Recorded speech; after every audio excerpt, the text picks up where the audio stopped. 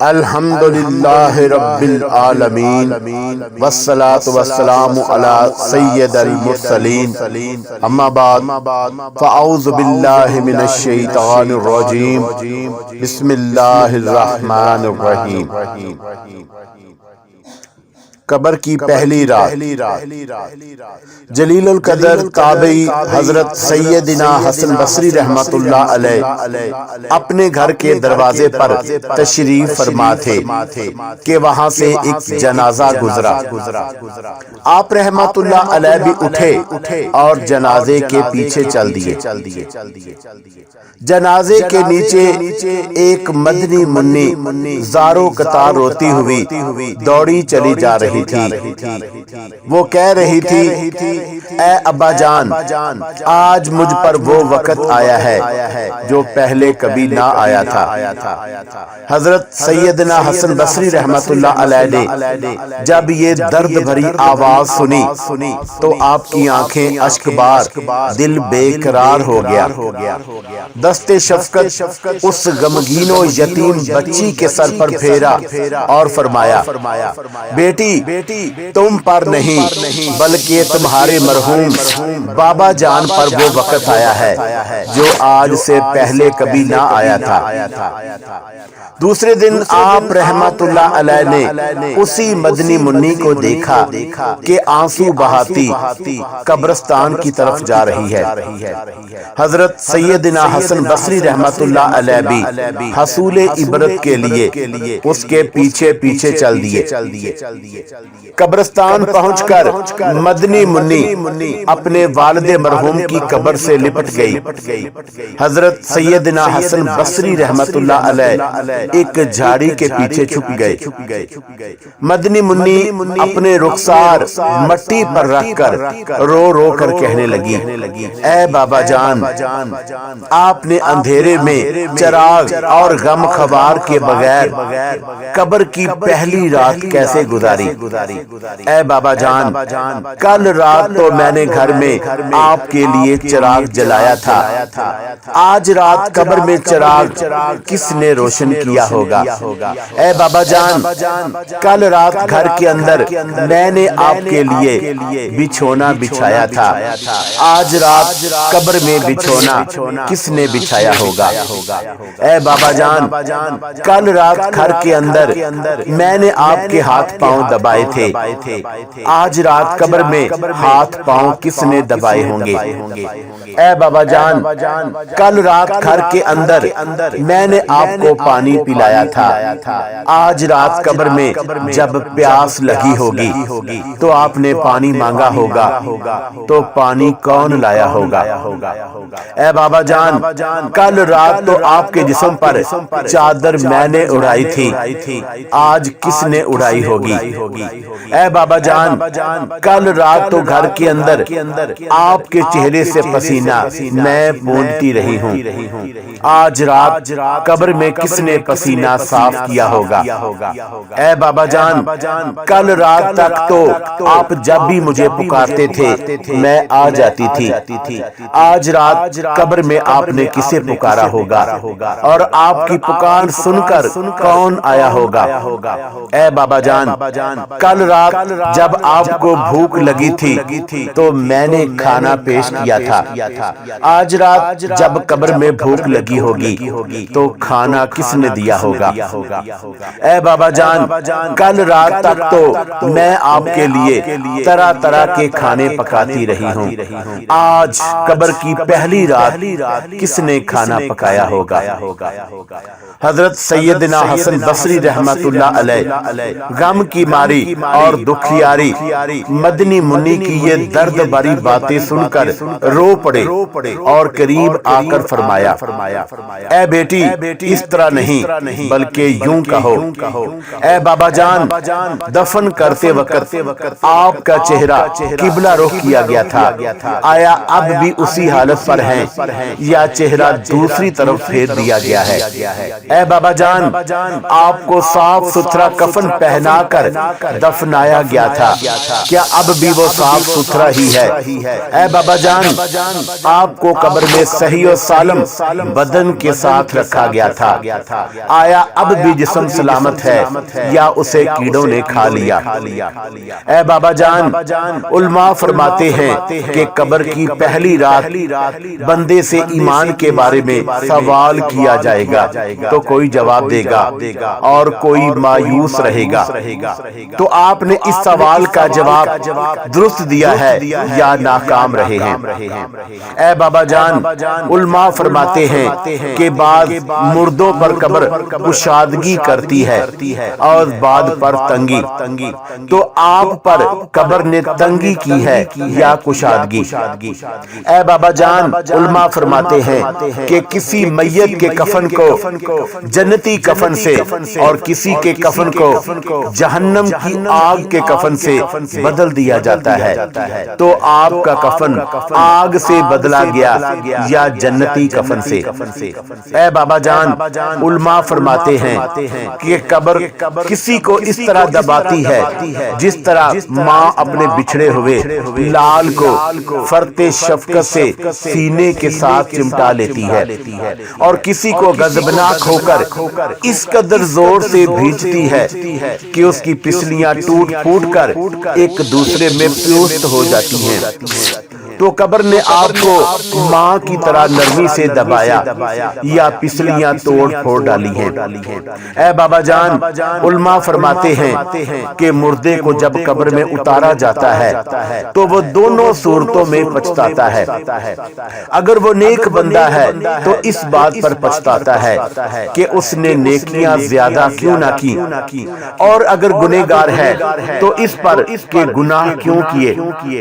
تو اے بابا جان، آپ نیکیوں کی کمی پر پچھتائے یا گناہوں پر؟ اے بابا جان، کل جب میں آپ کو پکارتی تھی تو مجھے جواب دیتے تھے، آج میں کتنی بد نصیب ہوں کہ قبر کے سرہانے کھڑی ہو کر پکار رہی ہوں، مگر مجھے آپ کے جواب کی آواز سنائی نہیں دیتی۔ اے بابا جان، آپ تو مجھ سے ایسے جدا ہوئے کہ قیامت تک دوبارہ نہیں مل سکے۔ اے خدائے رحمان عز و جل، قیامت کے میدان میں مجھے اپنے بابا جان کی ملاقات سے محروم نہ کرنا۔ حضرت سیدنا حسن بصری رحمت اللہ علیہ کی یہ باتیں سن کر وہ مدنی منی عرض گزار ہوئی، اے میرے سردار، آپ کی نصیحت آموز کلمات نے مجھے خواب غفلت سے بیدار کر دیا ہے۔ اس کے بعد وہ روتی ہوئی حضرت سیدنا حسن بصری رحمت اللہ علیہ کے ساتھ واپس لوٹ آئی۔ کیا کبھی آپ نے غور کیا کہ قبرستان کی سوگوار فضائیں، غمناک ہوائیں زبان حال سے اعلان کر رہی ہیں، اے دنیاوی زندگی پر مطمئن رہنے والوں، تم سبھی کو ایک نہ ایک دن یہاں ویرانے میں قبر کے گہرے گڑھے کے اندر آ پڑنا ہے۔ یاد رکھیے، یہ قبریں جو اوپر سے ایک جیسی دکھائی دیتی ہیں، ضروری نہیں کہ ان کے اندرونی حالتیں بھی یکساں ہوں۔ جی ہاں، اس مٹی کے ڈھیر کے تلے دفن ہونے والا اگر کوئی نمازی تھا، رمضان المبارک کے روزے رکھنے والا تھا، سارے ماہ مبارک کا یا کم از کم آخری عشرہ مبارک کا اعتکاف کرنے والا تھا، ماہ رمضان کا عاشق و قدردان تھا، فرض ہونے کی صورت میں اپنی زکوٰۃ پوری ادا کرنے والا تھا، رزق حلال کمانے والا تھا، بے قدر کفایت حلال روزی پر قناعت کرنے والا تھا، تلاوت قرآن کرنے والا تھا، تہجد، اشراق، چاشت اور اوابین کے نوافل ادا کرنے والا تھا، عاجزی کرنے والا تھا، حسن اخلاق کا فی پیکر تھا، شریعت کے مطابق ایک مٹھی تک داڑھی بڑھانے والا تھا، امامے کا تاج سر پر سجانے والا تھا،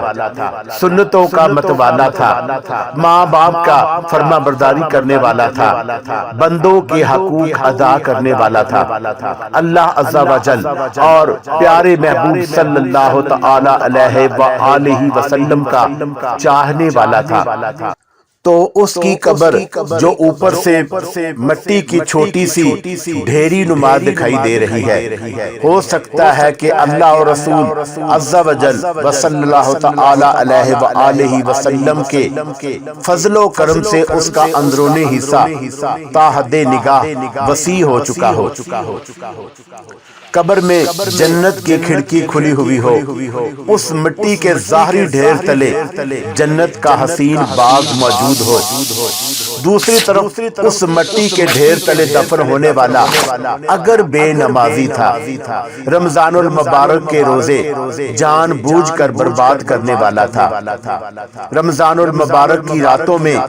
گلیوں کے اندر کرکٹ وغیرہ کھیلوں کے ذریعے مسلمانوں کی عبادتوں یا نیندوں میں خلل ڈالنے والا یا اس طرح کے کھیل کھیلنے والوں کا تماشائی بن کر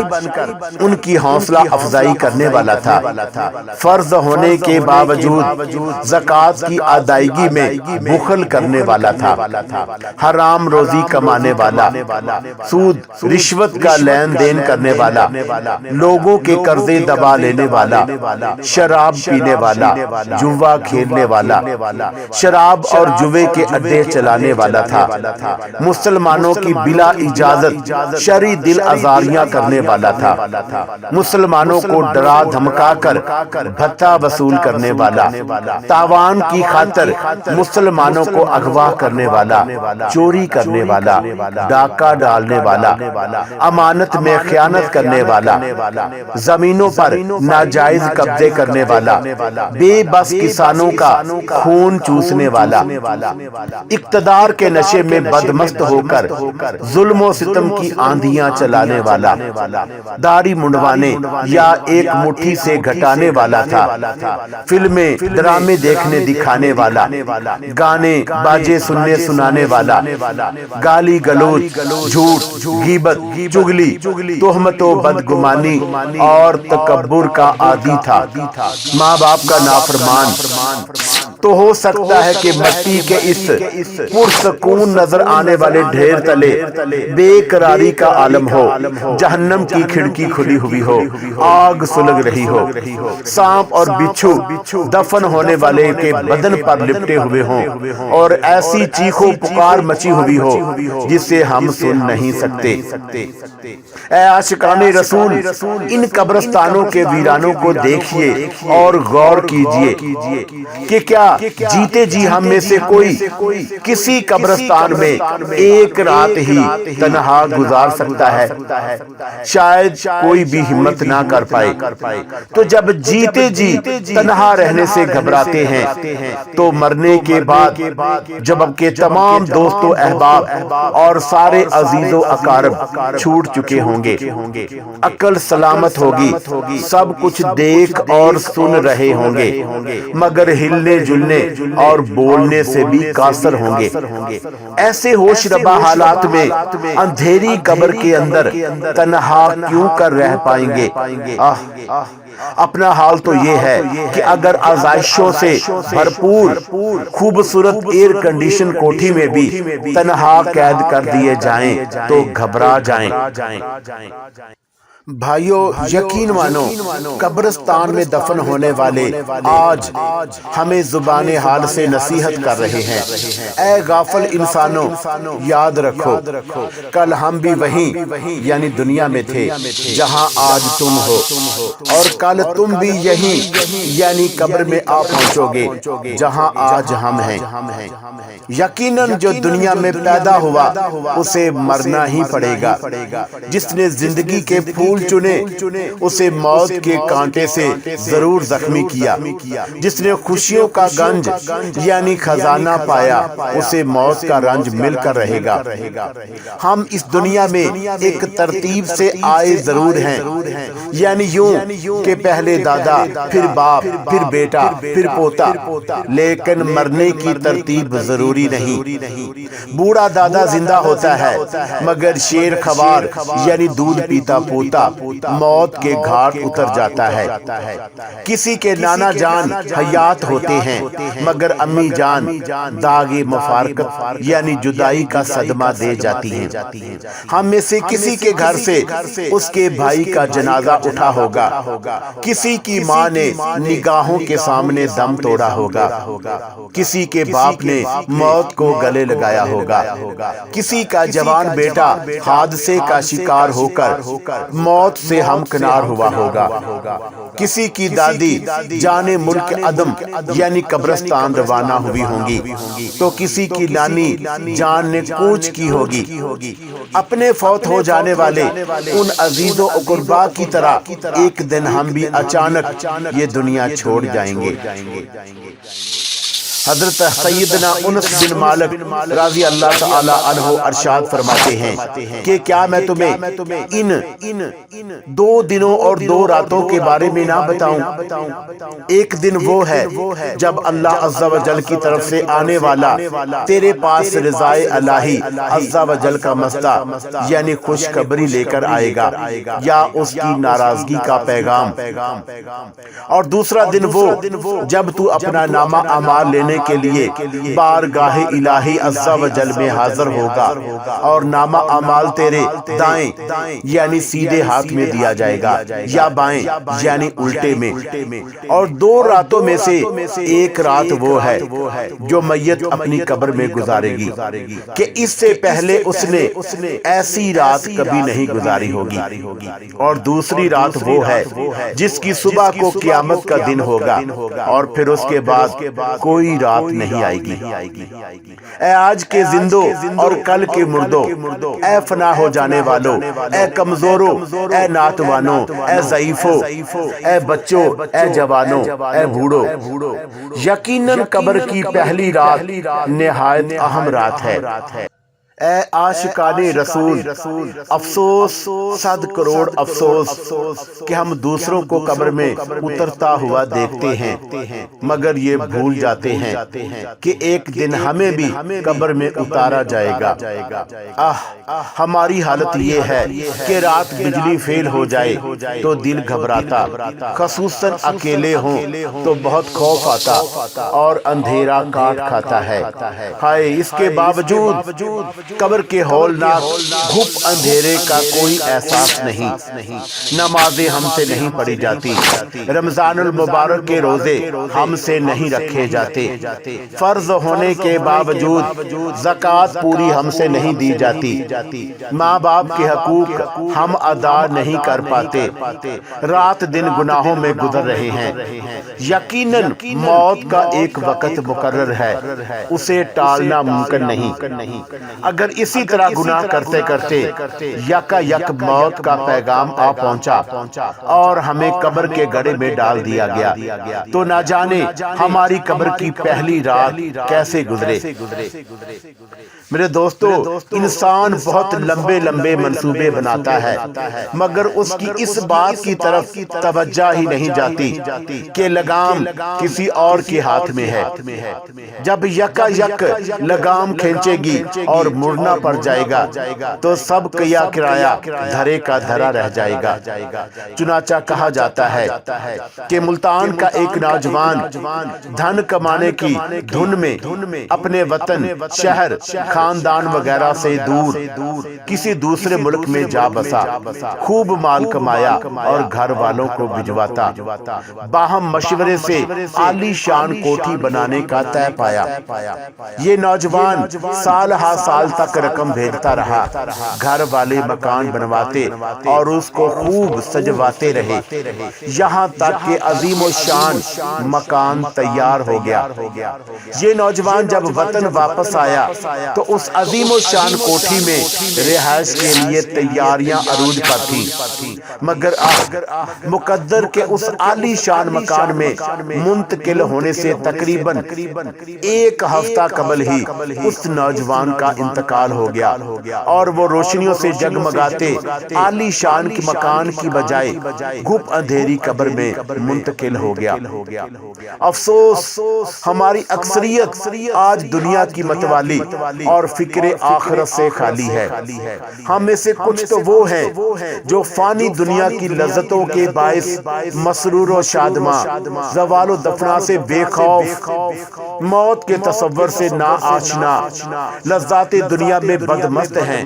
تو بعد وہ ہیں جو اس دار ناپائیدار میں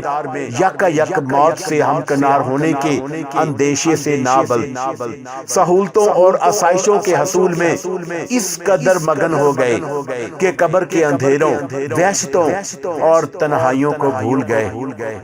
آج ہماری ساری توانائیاں صرف اور صرف دنیاوی زندگی ہی بہتر بنانے میں صرف ہو رہی ہیں۔ آخرت کی بہتری کے حصول کی فکر بہت کم دکھائی دیتی ہے۔ ذرا غور تو کیجئے کہ اس دنیا میں کیسے کیسے مالدار لوگ گزرے ہیں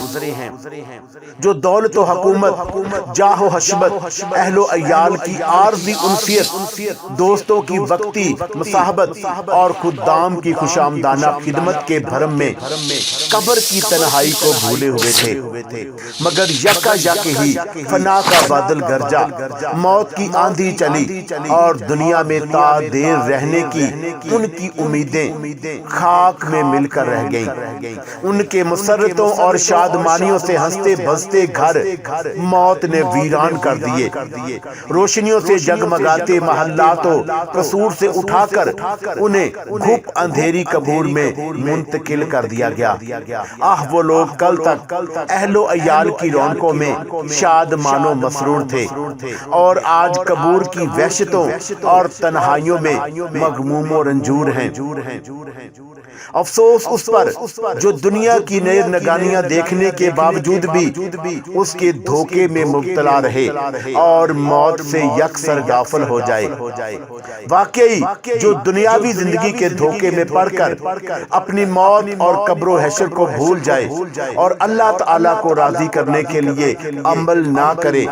نہایت ہی قابل مذمت ہے۔ اس دھوکے سے ہمیں خبردار کرتے ہوئے ہمارا پروردگار عز و جل پارہ نمبر 22 سورہ فاطر کی آیت نمبر 5 میں ارشاد فرماتا ہے، اے لوگو بے شک اللہ کا وعدہ سچ ہے تو ہرگز تمہیں دھوکہ نہ دے، دنیا کی زندگی اور ہرگز تمہیں اللہ عز و جل کے حکم پر فریب نہ دے۔ اے عاشقان رسول اور میرے میٹھے میٹھے اسلامی بھائیوں، یقیناً جو موت اور اس کے بعد والے معاملات سے صحیح معنوں میں آگاہ ہے وہ دنیا کی رنگینیوں اور اس کی آسائشوں کے دھوکے میں نہیں پڑ سکتا۔ کیا آپ نے کبھی کسی کو مرنے والے کی قبر میں رکھنے کے لیے فرنیچر تیار کرواتے ہوئے، قبر میں ایئر کنڈیشنز لگواتے ہوئے، رقم رکھنے کے لیے تجوری بنواتے ہوئے، کھیلوں میں جیتے ہوئے کپ اور دنیاوی کامیابیوں کے اسناد سجانے کے لیے الماری بناتے ہوئے دیکھا ہے؟ نہیں دیکھا ہوگا، اور یہ کام شرعاً درست بھی نہیں ہے۔ تو جب سب کچھ یہیں چھوڑ کر جانا ہے تو یہ ڈگریاں ہمارے کس کام کی؟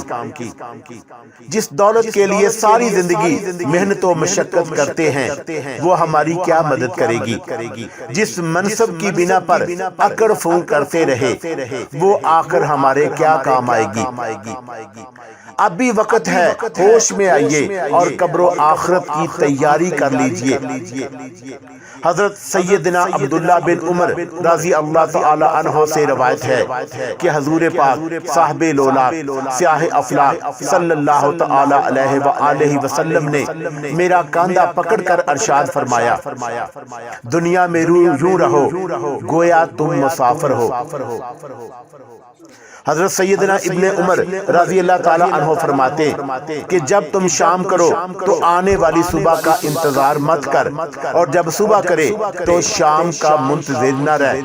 اور حالت صحت میں بیماری کے لیے اور زندگی میں موت کے لیے تیاری کر لے۔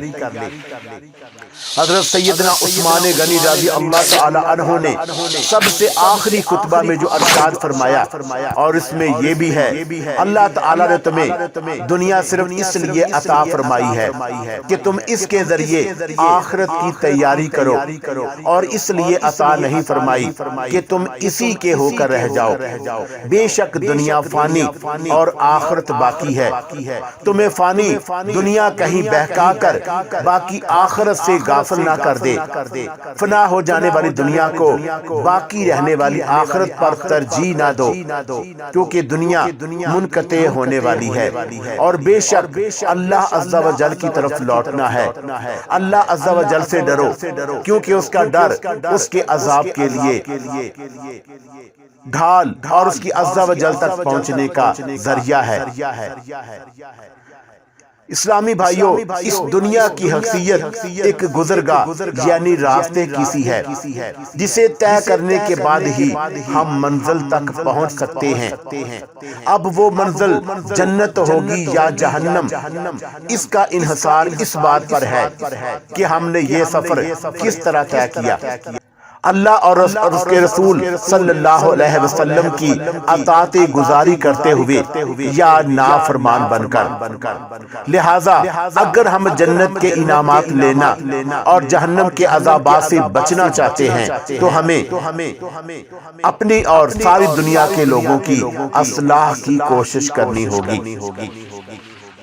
اللہ کرے کہ دل میں اتر جائے میری بات۔ سرکار دو عالم صلی اللہ تعالی علیہ وسلم نے ارشاد فرمایا، اس ذات کی قسم جس کے قبضہ قدرت میں میری جان ہے، اگر لوگ اس کا یعنی مرنے والے کا ٹھکانہ دیکھ لیں اور اس کا کلام سن لیں تو مردے کو بھول جائیں اور اپنی جانوں پر روئیں۔ جب مردے کو تخت پر رکھ کر اٹھایا جاتا ہے، اس کی روح پھڑ پھڑا کر تخت پر بیٹھ کر ندا کرتی ہے، اے میرے اہل و عیال، دنیا تمہارے ساتھ اس طرح نہ کھیلے جیسا کہ اس نے میرے ساتھ کھیلا۔ میں نے حلال اور غیر حلال مال جمع کیا اور پھر وہ مال دوسروں کے لیے چھوڑ آیا، اس کا نفع ان کے لیے ہے اور اس کا نقصان میرے لیے، پس جو کچھ مجھ پر گزری ہے اس سے ڈرو یعنی عبرت حاصل کرو۔ حضرت سیدنا ابو سعید خدری رضی اللہ تعالی عنہ سے روایت ہے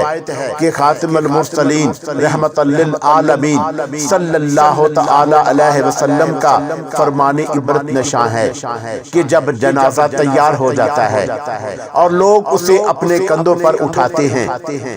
اگر وہ اچھا ہے تو کہتا ہے مجھے جلدی لے چلو، اگر وہ برا ہوتا ہے تو اپنے رشتہ داروں سے کہتا ہے ہائے مجھے تم کہاں لیے جا رہے ہو۔ انسان کے علاوہ ہر ایک چیز اس کی آواز سنتی ہے، اگر انسان اسے سن لے تو بے ہوش ہو جائے۔ حضرت سیدنا سعید بن مسیب رضی اللہ تعالی عنہ فرماتے ہیں کہ ایک بار ہم امیر المومنین حضرت مولا کائنات علی مرتضی شیر خدا کرم اللہ تعالی وجہ الکریم کے ہمراہ مدینہ منورہ کے قبرستان میں گئے۔ حضرت مولا علی کرم اللہ وجہ نے قبر والوں کو سلام کیا اور فرمایا، اے قبر والو تم اپنی خبر بتاؤ گے یا ہم تمہیں بتائیں؟ سیدنا سعید بن مسیب رضی اللہ عنہ فرماتے ہیں کہ ہم نے قبر سے وعلیکم السلام ورحمت اللہ وبرکاتہ کی آواز سنی اور کوئی کہنے والا کہہ رہا تھا یا امیر المومنین آپ ہی خبر دیجئے کہ ہمارے مرنے کے بعد کیا ہوا۔ حضرت مولا علی کرم اللہ تعالی وجہ الکریم نے فرمایا، سن لو تمہارے مال تقسیم ہو گئے، تمہاری بیویوں نے دوسرے نکاح کر لیے، تمہاری اولاد یتیموں میں شامل ہو گئی، جس مکان کو تم نے بہت مضبوط بنایا تھا اس میں تمہارے دشمن آباد ہو گئے، اب تم اپنا حال سناؤ۔ یہ سن کر ایک قبر سے آواز آنے لگی، یا امیر المومنین، ہمارے کفن پھٹ کر تار تار ہو گئے، ہمارے بال جھڑ کر منتشر ہو گئے، ہماری کھالیں ٹکڑے ٹکڑے ہو گئیں، ہماری آنکھیں بالکل رخساروں پر آ گئیں، اور ہمارے نتنوں سے پیپ بہ رہی ہے، اور ہم نے جو کچھ آگے بھیجا یعنی جیسے عمل کیے اسی کو ہی پایا، جو کچھ پیچھے چھوڑا اسی میں نقصان ہوا۔ حضرت سیدنا ابو بکر صدیق رضی اللہ تعالیٰ عنہ دوران خطبہ فرمایا کرتے تھے، کہاں ہے وہ خوبصورت چہرے والے، کہاں ہے اپنی جوانیوں پر اترانے والے، کدھر گئے وہ بادشاہ جنہوں نے عالی شان شہر تعمیر کروائے اور انہیں مضبوط قلعوں سے تقویت بخشی، کدھر چلے گئے میدان جنگ میں غالب آنے والے، بے شک زمانے نے ان کو ذلیل کر دیا اور یہ قبر کی تاریکیوں میں پڑے ہیں، جلدی کرو نیکیوں میں سبقت کرو اور نجات طلب کرو۔ حضرت سیدنا صدیق اکبر رضی اللہ تعالیٰ عنہ ہمیں دنیا کی بے ثباتیوں، اس کی بے وفائیوں اور قبر کی تاریکیوں کا احساس دلا کر خواب غفلت سے بیدار فرما رہے ہیں، قبر و حشر کی تیاری کا ذہن دے رہے ہیں۔ واقعی عقل مند وہی ہے جو موت سے قبل موت کی تیاری کرتے ہوئے نیکیوں کا ذخیرہ اکٹھا کر لے اور سنتوں کا مدنی چراغ قبر میں ساتھ لیتا جائے اور یوں قبر کی روشنی کا انتظام کر لے، ورنہ قبر ہرگز یہ لحاظ نہ کرے گی کہ میرے اندر کون آیا، امیر ہو یا فقیر، وزیر ہو یا اس کا مشیر، حاکم ہو یا محکوم، افسر ہو یا چپڑاسی، سیٹھ ہو یا ملازم، ڈاکٹر ہو یا مریض، ٹھیکیدار ہو یا مزدور، اور اگر کسی کے ساتھ بھی تو شاید آخرت میں کمی رہی، نمازیں قصدن قضا کی، رمضان شریف کے روزے بلا عذر شرعی نہ رکھے، فرض ہوتے ہوئے بھی زکوٰۃ ادا نہ کی، حج فرض تھا مگر ادا نہ کیا، باوجود قدرت شرعی پردہ نافذ نہ کیا، ماں باپ کی نافرمانی کی، جھوٹ غیبت چغلی کی عادت رہی، فلمیں ڈرامے دیکھتے رہے، گانے باجے سنتے رہے، داڑھی منڈواتے یا ایک مٹھی سے گھٹاتے رہے، الغرض خوب گناہوں کا بازار گرم رکھا، تو اللہ عز و جل اس کے رسول صلی اللہ تعالی علیہ وسلم کی ناراضگی کی صورت میں سوائے حسرت و ندامت کے کچھ ہاتھ نہ آئے گا۔ جس نے فرائض کے ساتھ ساتھ نوافل کی بھی پابندی کی، رمضان المبارک کے علاوہ نفلی روزے بھی رکھے، گلی گلی کوچہ کوچہ نیکی کی دعوت کی، دھومیں مچائیں، قرآن پاک کی تعلیم نہ صرف خود حاصل کی بلکہ دوسروں کو بھی دی، چوکے درس دینے میں ہچکچاہٹ محسوس نہ کی، گھر درس جاری کیا، سنتوں کی تربیت کے مدنی قافلوں میں ہر ماہ کم از کم 3 دن سفر کرنے کے ساتھ ساتھ دیگر مسلمانوں کو بھی اس کی رغبت دلائی، روزانہ مدنی انعامات کا رسالہ پر کر کے ہر مدنی ماہ کی ابتدائی 10 دنوں کے اندر اپنے ذمہ دار کو جمع کروایا۔ اللہ عز و جل اور اس کے پیارے رسول صلی اللہ تعالی علیہ وسلم کے فضل و کرم سے ایمان سلامت لے کر دنیا سے رخصت ہوا تو انشاءاللہ عز و جل اس کی قبر میں حشر تک رحمتوں کا دریا موجیں مارتا رہے گا اور نور مصطفیٰ صلی اللہ تعالی علیہ وآلہ وسلم کے چشمے لہراتے رہیں گے، قبر میں لہرائیں گے تا حشر چشمے نور کے، جلوہ فرما ہوگی جب طلت رسول اللہ کی۔